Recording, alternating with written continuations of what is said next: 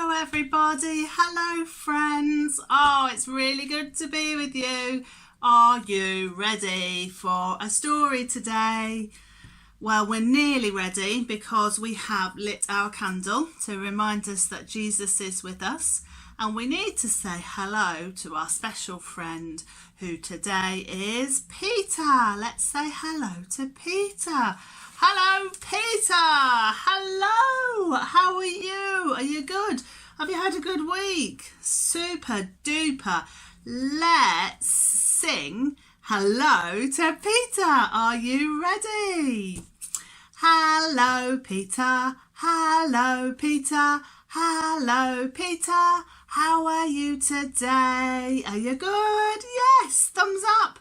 Brilliant. And have you got a thumbs up as well? Are you all right? Fantastic. Well, Peter, we're going to start off with our story today. And our story is about a young boy, a little boy, and his daddy. And one day, the little boy asked his daddy to take him to a football match after school. And when they arrived at the pitch, there was no markings. You couldn't tell where the pitch was. There were no goals out already and no cones, and there was no teacher there, but all the children were there. And so the daddy decided to divide the children into two teams so that they could have a game before the teacher arrived. And they didn't have any bibs or any uniforms, so they didn't know which team they were on.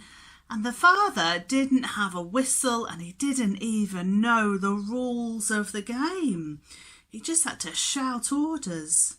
He didn't know a lot about football, and so very soon the children were shouting at him, "Oi, mister, that was offside. She kicked me." And the game became chaotic. The children were getting really unhappy and started grumbling. Just then, the teacher arrived and quickly blew the whistle, gave out coloured bands so that the children could see who was on their team. She put markers on the pitch so they knew exactly where the goalposts were and the boundaries were, and then the children continued to play their game of football. Which game of football do you think the children enjoyed most? Do you think they enjoyed the game without the rules or with the rules? I think it was the second one, when the teacher was there and they had rules to follow, don't you? When we obey the rules, things seem to go a bit smoother, whether it's a game of football or at school. I wonder if you can think of some of the rules that are in your school or your nursery. What rules are there at school? Perhaps you're thinking of things like walking in the corridors, or put your hand up when you've got a question, or arrive on time.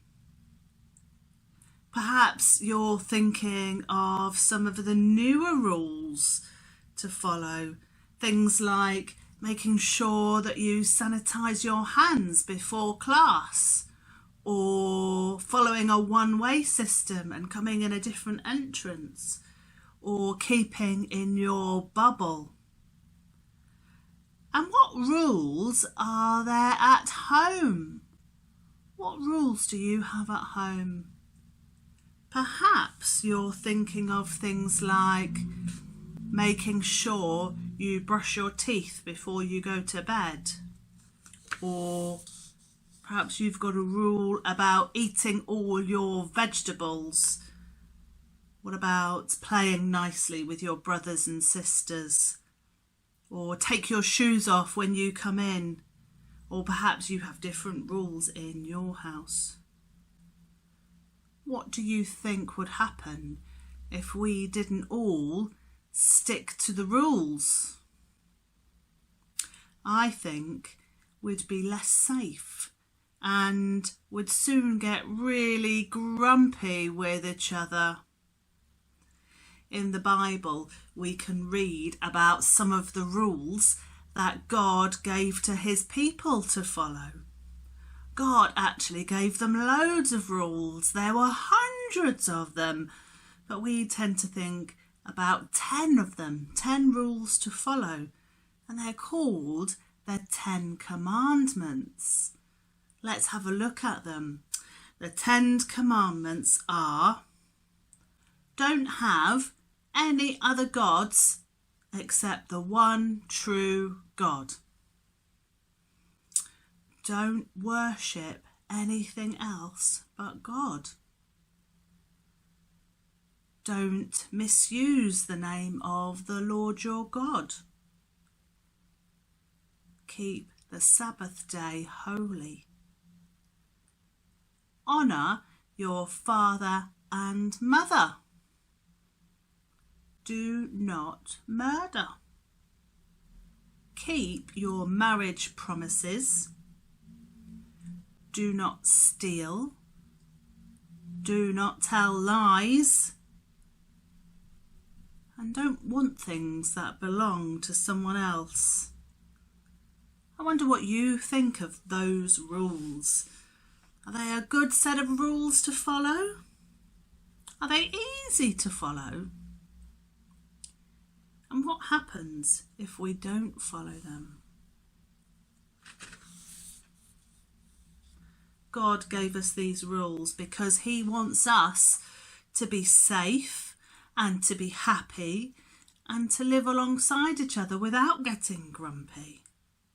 And later in the Bible, Jesus summarises these commandments into 2 new commandments. Jesus told us to love God and to love each other. Love God and love each other. Let's roll our hands now, ready for our quiet song before we say a prayer to God and ask him to help us to love God and love each other. Are you rolling your hands? Running over, my cup's full and running over. Since the Lord loves me, I'm as happy as can be. My cup's full and running over, running over, running over. My cup's full and running over. Since the Lord loves me, I'm as happy as can be. My cup's full and running over. Let's close our eyes and we'll say a prayer. Dear God, thank you for rules that are there to keep us safe and to help us to get along with one another. Help us to keep the rules that we need to. Help us to love you and to love each other by being respectful and choosing kind words and actions. Amen. And we'll say our blessing prayer all together with the actions. Are you ready? Let's go. The love of God be with us all forevermore. Amen. Lovely. I wonder if this week you can think of ways in which you can love God and love one another, and see if you can put some of those things in practice.